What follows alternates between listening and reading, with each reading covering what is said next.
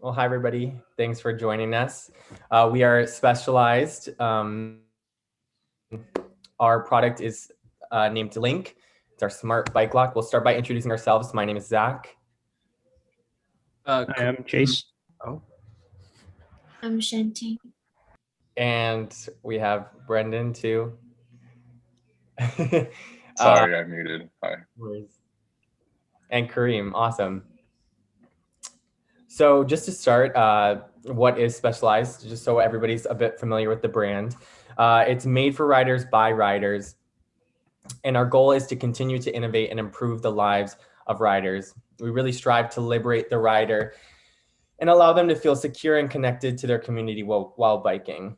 And these goals for our company and values really inspired us to develop something for riders that would truly ease their biking experience. So starting with our target market that we focused on, which is 18 to 35-year-olds that live in urban areas and also college campuses. They bike mainly for transportation, but also for fitness and leisure. Psychographic segmentation, we focused on productive and busy individuals, technologically advanced, smart and outgoing personalities. And geographic, we focused on large urban cities in the US and also larger college campuses. Next, our target persona is Mark here. He's a commuter biker. He shops at REI, Whole Foods, and loves working out. He bikes often for fitness as well, but in a busy area. What he really wants is a bike lock that he can trust in his busy environment that is not always reliable. He works as a director at an advertising agency downtown LA and gets really excited about new gadgets for his bike. For competitive opportunity, there are very few smart bike locks on the market. So we kind of found an opportunity right there for kind of that specific market. We wanted to fulfill the needs and wants for a strong bike lock, focusing on safety and security, control through the smartphone, making it easy to use, reducing anxiety when locking bike for our bikers, and really focusing on people that use their bike as an everyday mode of transportation. As you can see here are a few of our competitors, and we've really found that this opportunity zone kind of just above and to the right of our two competitors holds a variety of features that upholds creative and unique design standards. And I'll take it to Kareem for concept development. Okay, so as a start, we started kind of looking at different forms and playing around a little bit with it, and just to see what we can come up with, because we didn't want to come up with a normal U-shape lock, which eventually what happened. But at first, we're kind of playing around with it, seeing what we can do. Since we brainstormed a lot of different features, we were trying to figure out how to fit all of that into one product. Next. That was kind of where we ended up during the midterm, and this concept had a lot of problems from the start, from sharp angles to a big light surface area. So we had to completely remodel that, and the base was also very short. So just the whole thing didn't work, so we had to redesign it again. Next. And this was kind of the final direction that we kind of settled on. We rounded the corners a little bit more, so it's a little bit easier on the eye. We added a rubber interior, and so it feels nicer in the hands, sort of more natural, and extended the base for the lock. So actually, when the lock is not in use, you can use it as an extra storage and keep stuff on it. Next. Then we went looking into the materials, so we can fit it all together, so there's no hiccups while modeling it. And stainless steel was kind of the obvious choice because that's kind of like the norm in the industry right now, and it would be kind of weird to stray away from that. As for rubber, we decided to go with natural rubber since it's more eco-friendly, and it's turned out to be very resilient and very, very strong. And since we had LEDs, we also had to accommodate for for those plastic parts, and we still needed them to be very strong and secured. So polycarbonate also was a very obvious choice because it's very durable, it's lightweight, and very easy to shape into any form. And also, out of all the plastics, it was more of an eco-friendly choice since it's code 1. So that was also perfect. And on the right, you see Pantones. That's kind of like the monochrome style that we decided to go with for our first concept, since we wanted to be kind of fitting to any bike, no matter what color. So the monochrome was kind of a good way to go. So this is the final one. This is where we ended up. And it went through many iterations, and we rounded a little bit more, and we separated the LED panels, as you saw on the previous, on the final direction, which actually helped us a lot in the end game.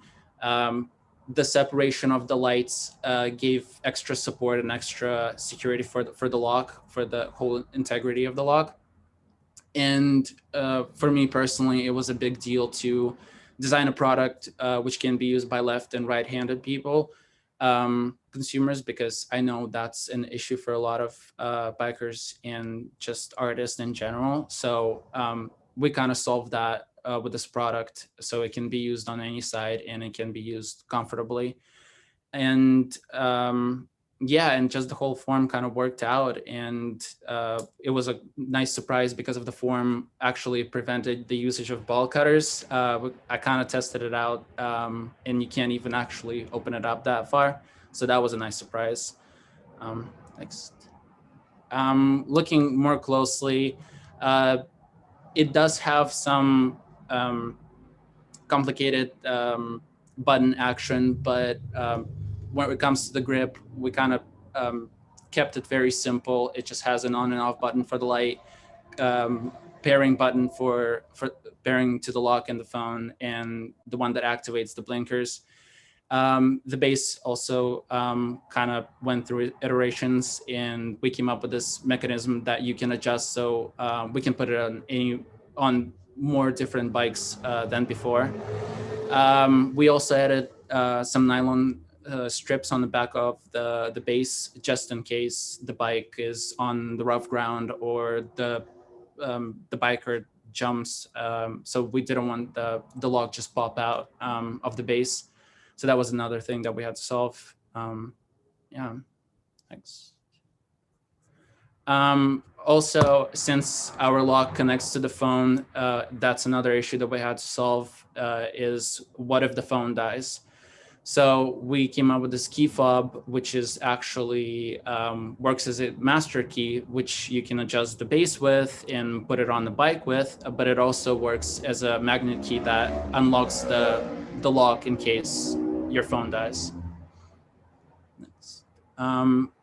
Here's just some orthographics that later on helped to make the packaging.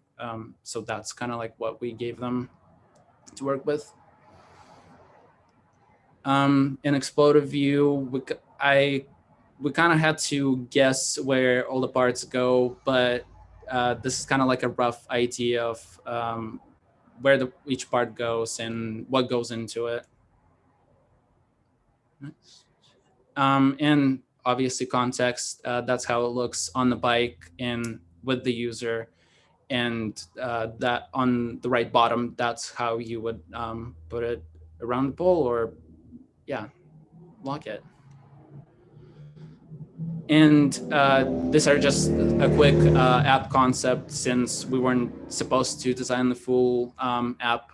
So this is kind of like a rough idea where it would be. Simple, which goes with a product overall, and just a simple aesthetic, which is and easy to use. And that's it on the design part. Thank you. All right. So for engineering, we broke it down into some basic product features that need to be implemented for a prototype or an MVP. So we have a left and right button control for the rear lights, user control LED headlights, some smartphone features, including GPS, and then remote locking and unlocking, and later a vibration detector to let the user know of potential theft when we're in the locked mode. Next, we have a basic block diagram of how everything works together. Essentially, it's separated into sort of 2 and then 3 if you consider the smartphone a distinct section, but mainly 2 distinct sections.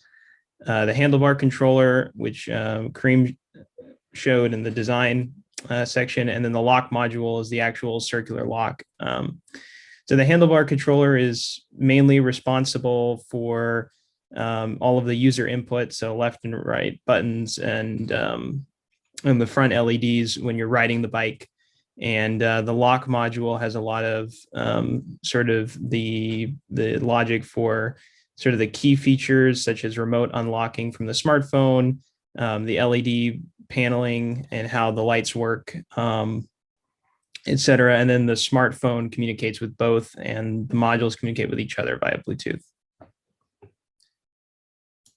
This is sort of just an overview of the parts we would have used to build a prototype had we been sort of in a more normal class environment. We have the microcontroller for the logic, GPS module, buttons and LEDs, vibration sensor, locks, and batteries. So just to go into a little bit more detail on both of the sections. So the handlebar module would have a 3.7 volt, 6-hour battery life and be USB rechargeable. As I said, the microcontroller communicates user commands from the buttons to the lock module to control the lighting sequencing in the back. And obviously the left and right buttons will control their respective directions. We sort of went 2 different ways with working with the front LED. So you can either hold down both of the blinkers, or there's actually a dedicated LED button in later iterations. The front LED is white, whereas the blinkers are red, and the GPS will track from essentially this position on the smartphone. And then finally, the lock module. We have the same battery, but the battery life actually, because of various constraints, is a little bit less. Also rechargeable by USB, and as far as dimensions, it weighs about 5 pounds, hardened steel, as Kareem mentioned. The back blinkers are designed to measure in about 200 lumens with multiple different lighting modes. So as far as sort of how they can light up either sequentially or all together. As I mentioned before, it uses a Bluetooth chip, and it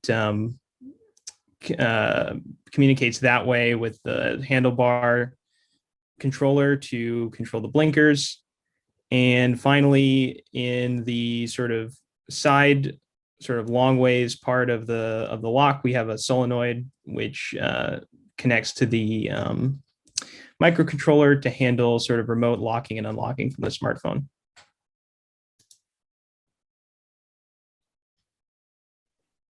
So here you can get an approximate idea of how the actual LED panels will light up. So if you press the handlebar for 5 seconds, that'll turn on the actual LED panel, and you can turn it off by also holding it for 5 seconds. How it'll light up is like on the side. It flashes so that drivers can get a better sense of where the biker is, and it'll help save battery life. So if you press the left or right button for less than 5 seconds, it will switch to the blinking mode. So the blinking mode, so if you press the left button, the left light would turn on, and if you press the right button, the right side would turn on. So in blinking mode, the innermost LEDs light followed by the outermost in succession, as demonstrated on the side. So you could, for example, signal if you're turning left or if you're turning right. And if you put the bike in lock mode, there's a vibration sensor that'll detect if there's prolonged and excessive shaking. So something like accidentally bumping into the bike would not trigger the alarm, but something like someone trying to break into it would. So if the alarm is triggered, the lights will shine like on the bottom animation, and the user will be alerted through their smartphone, and they can decide whether to go and investigate the disturbance or they can just turn off the alarm from their smartphone. And on to the next slide. So here's an approximate layout of where every component is in the lock. So on the left side, you can see that we have our magnetic solenoid. We chose something that's magnetic because it uses less battery than something with a motor. And if the lock, for example, runs out of battery, the lock will remain in a lock position, so no one could just take off the lock and steal the bike. And on top of the solenoid, you can see the battery with the microcontroller and Bluetooth. And on the opposite side, you can see the vibration sensor, which detects if anyone is trying to break the lock. On the bottom side, you can see the manual key lock. We include this for emergency cases if either your smartphone is lost or runs out of battery, or the lock itself runs out of battery. Included with this product is like physical key you would carry with you, so you can unlock this. And now let's talk about the Bluetooth and GPS chips. The Bluetooth allows direct communication between both the smartphone and both components of this product. It also allows the smartphone to, for example, monitor battery use to remotely unlock and lock the lock portion of this product, and it alerts the user if the vibration sensor is triggered. And the GPS chip, which is located in the handlebar component, allows the user to track where the bike is, to look at trip data and, for example, look at the bike speed. And here's an approximate measure of how much each component costs. So costs are based on ordering 100 plus parts, which is cheaper than ordering them individually. But if we were actually to create this product in mass, ordering in like 1,000 or 5,000 part orders will be a lot cheaper. As you can see, one of the most expensive parts of this product is the GPS. That's the only component I couldn't find a very accurate cost for mass ordering. So that's why it's so much higher than all the other components. Another expensive part will be the battery, because we needed something that has a high battery life, but also can last a lot of recharging cycles. So our total price will be around $100. This doesn't include fabrication or wiring costs, but that is offset by how much greater the per unit price is here compared to when ordering a greater amount of parts. So while developing this product, we also came across possible engineering potholes. First off is heating in the lock module. So assuming the lock has been under the sun for a couple hours when you're biking, the temperatures in the lock can reach up to 100 degrees Fahrenheit. And while most of our components are rated for normal operation up to 110 degrees, it's possible that our parts could malfunction if the bike stays in the sun in a hot enough temperature for a long enough time. Another pothole is the strength of lock materials. Since this is a smart device, the lock itself is hollow to fit in some of the components. This, of course, won't be as strong as some of the other locks on the market that are solid steel. But the main thing about bike lock is that it's deference, because most bike locks can break in under 10 minutes. So we feel that the greater amount of security you get from the alarm portions and the light portions offset the reduced security level. Another pothole is repairability. This is definitely something that you won't be able to repair on your own because of the metal chassis. And you probably had to send back, for example, if to replace the battery or if any of the lights go out. And the main thing that you probably want to repair is the battery, because since the temperatures can vary so greatly, the battery life can be reduced from the usual 50,000 hour expected battery life expectancy. And if we were to investigate more into this product, we also look more into Bluetooth security to prevent any possible spoofing or such.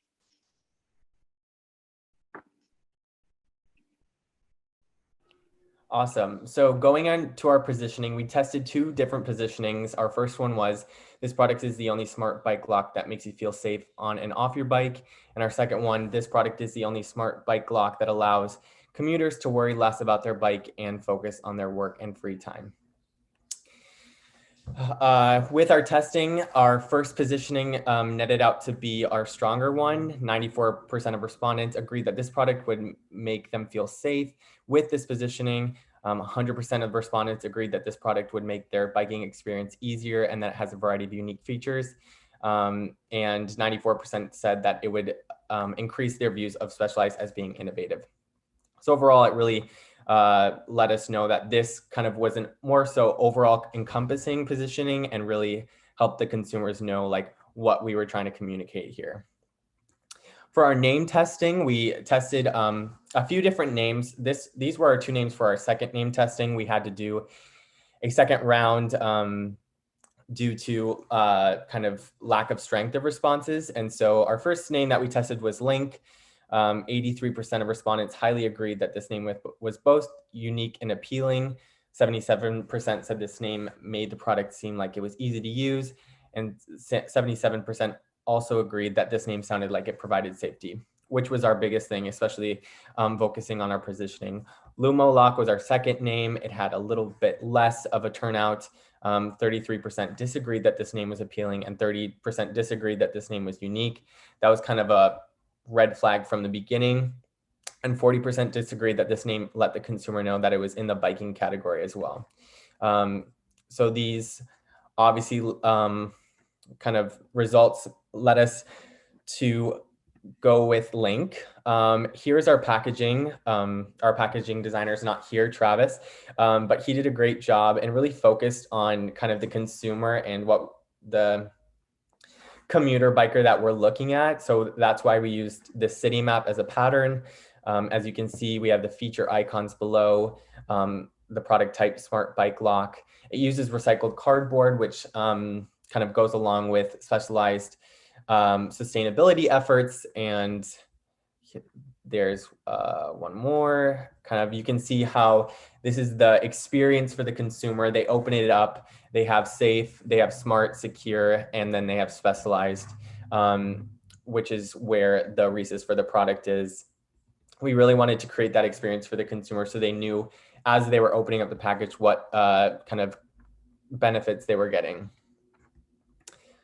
For our brand, this product, with our final marketing launch survey, 85.7% believe that this product sounds like something Specialized would introduce, which is great to hear. Specialized Link would increase positive feelings and judgments towards the brand. This was overall, and 78% of consumers said that they would definitely or probably buy this product. Pricing wise, sort of a retail estimate, we're looking at $150. This is a little bit higher than some of the bike locks on the market, of course, but for smart bike locks, we wanted it to be not incredibly expensive, but we also know that this is a premium product, sort of going onto the ultra premium side of things. And so to finish out, why should Specialized go with Link? It has a variety of attributes and benefits. It brings lots of value back to the brand, as we have seen with the testing.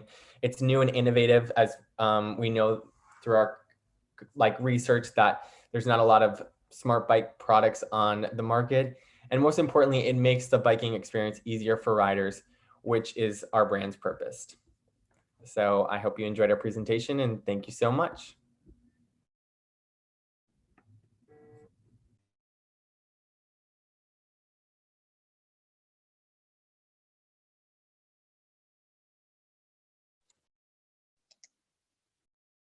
Oh,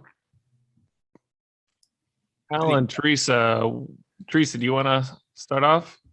Oh, sorry. Yeah, you guys are right at 25 minutes. So you guys, we were supposed to take questions though from the class, right? Mm-hmm. Mm-hmm. So the idea Patrick is has a raised hand, I think, or is that applause? That's Yeah. applause from Patrick.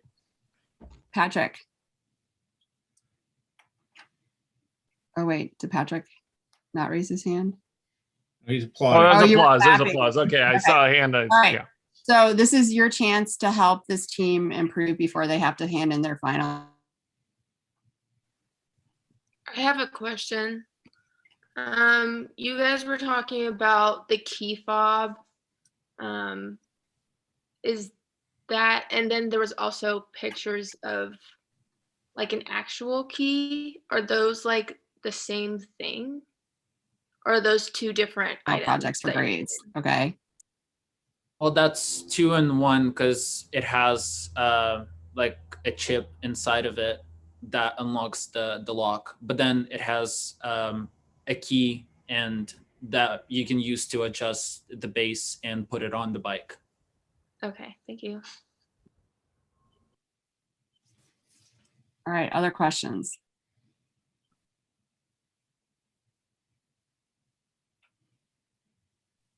Oh, I'm just kind of curious about this, but in your presentation, you guys showed like the video of like the different like the LED GIFs, I guess, that shows it like propagating this way.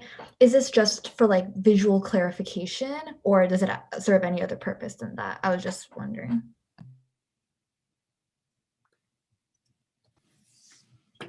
Yeah, I can answer that. So it's mainly just, yeah, for visual clarification, to like get an idea of how the light will actually operate when a biker is using it.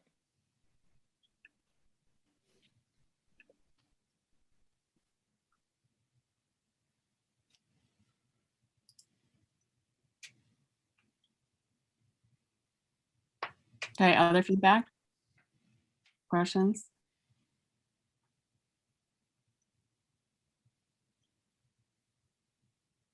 Nothing else? Alan? I'm fine. Okay. Good. Lance? I have a couple of things. Oh, who was the other person? Somebody was speaking up? I just saw something in the chat, but Okay. Okay. Well, I always have notes. The first thing is, I would say there's a lot to love. One of the things I would say is when you were talking about it ended up as a U but started as U, this is just one of those things as a rule. Never need to apologize if it turns out that your research supports a conclusion and the shape works well. So you don't need to apologize that it became a U if everything supports that is the most durable structure. Based on some of the stuff with the lights, you guys were talking about it lighting up when it needs to. A strobing effect, if somebody breaks the lock, would be really nice, just so that you have, or is compromising the lock, would be nice. I'm not sure how bright the LEDs get, but when you get that point, like you said, it takes like 10 minutes for something to go. So the moment that somebody does, like any impact, I would almost make it strobe, but have it get into that mode fairly soon, because yeah, if they're going to try to go after it, they're going to be aggressive to it. And what you want to do is draw attention to it pretty quickly. I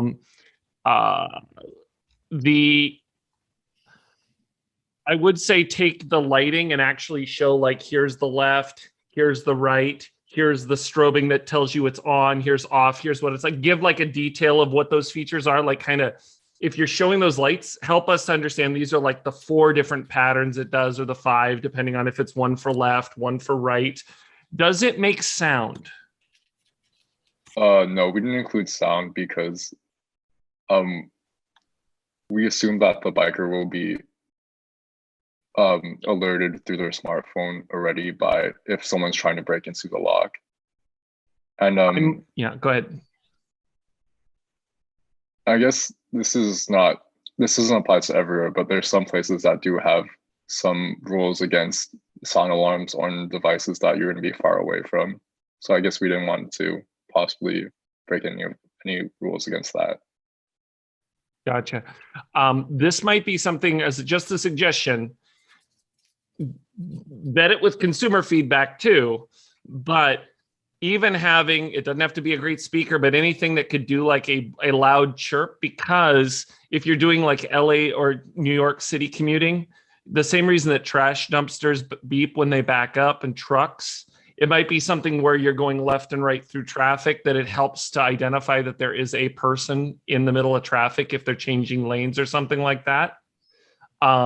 It might also be something where just because while they're riding, if one of your buttons becomes almost like a honk, it gets somebody's attention, and that could be the difference between a rider in crutches and a rider that is still riding.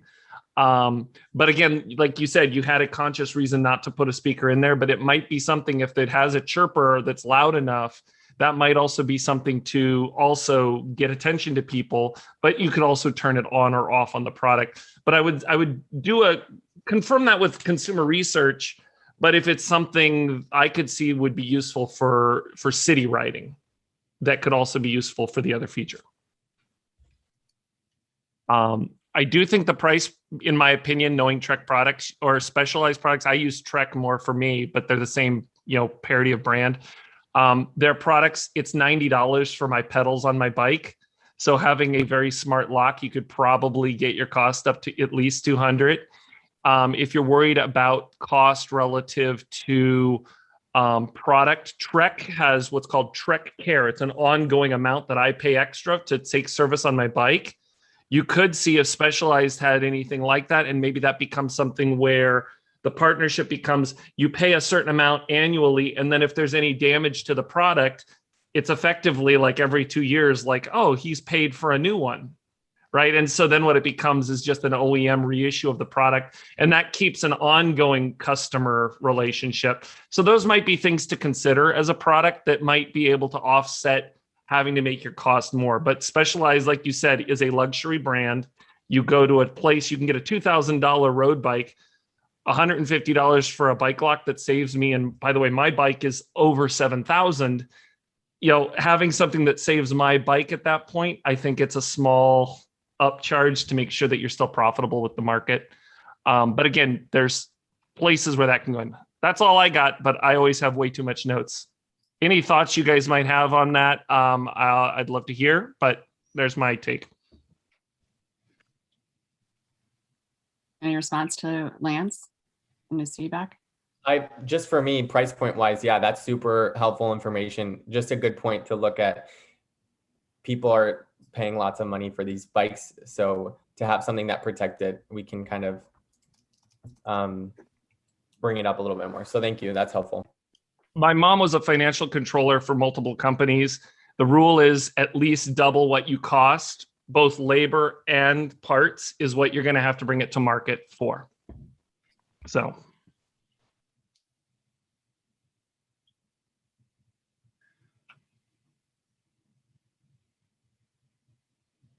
Okay, anything else? No. Okay, thank you. Specialized, that was very good. I agree. If you could charge more, and also based on your cost.